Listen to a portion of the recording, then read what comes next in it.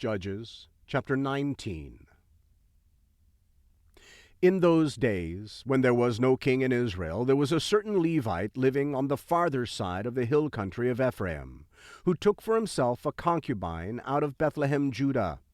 His concubine played the prostitute against him, and went away from him to her father's house in Bethlehem Judah, and was there for 4 months. Her husband arose and went after her, to speak kindly to her, to bring her again, having his servant with him and a couple of donkeys. She brought him into her father's house, and when the father of the young lady saw him, he rejoiced to meet him. His father-in-law, the young lady's father, kept him there, and he stayed with him 3 days. So they ate and drank and stayed there. On the 4th day they got up early in the morning, and he rose up to depart.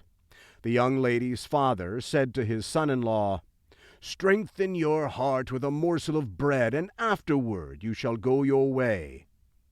So they sat down, ate and drank, both of them together.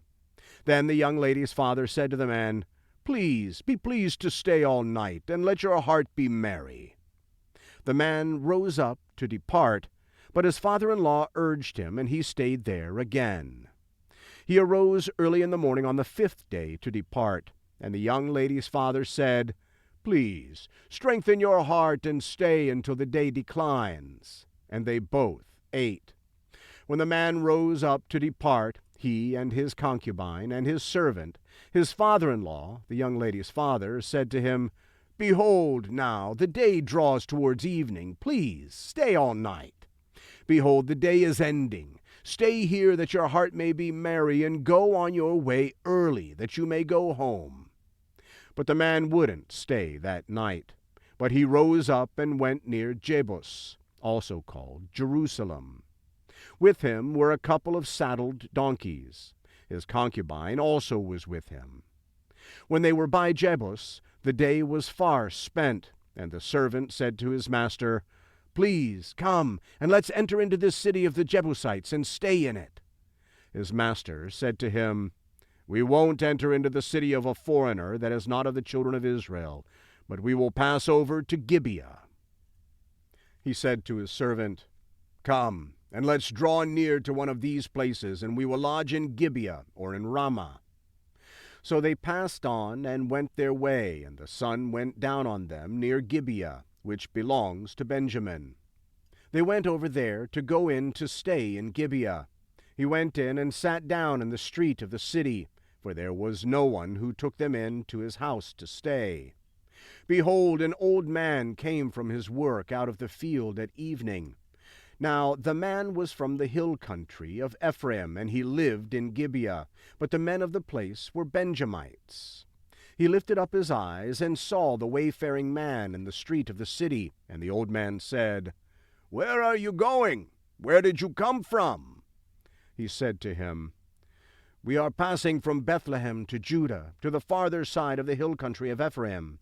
I am from there, and I went to Bethlehem Judah. I am going to the Lord's house, and there is no one who has taken me into his house. Yet there is both straw and feed for our donkeys, and there is bread and wine also for me and for your servant, and for the young man who is with your servants. There is no lack of anything." The old man said, "Peace be to you. Just let me supply all your needs, but don't sleep in the street." So he brought him into his house, and gave the donkeys fodder. Then they washed their feet, and ate and drank. As they were making their hearts merry, behold, the men of the city, certain wicked fellows, surrounded the house, beating at the door. And they spoke to the master of the house, the old man, saying, "Bring out the man who came into your house, that we can have sex with him." The man, the master of the house, went out to them, and said to them, "No, my brothers, please don't act so wickedly, since this man has come into my house. Don't do this folly. Behold, here is my virgin daughter and his concubine. I will bring them out now. Humble them and do with them what seems good to you, but to this man don't do any such folly." But the men wouldn't listen to him. So the man grabbed his concubine and brought her out to them. And they had sex with her and abused her all night until the morning. When the day began to dawn, they let her go. The woman came in the dawning of the day and fell down at the floor of the man's house where her lord was, until it was light.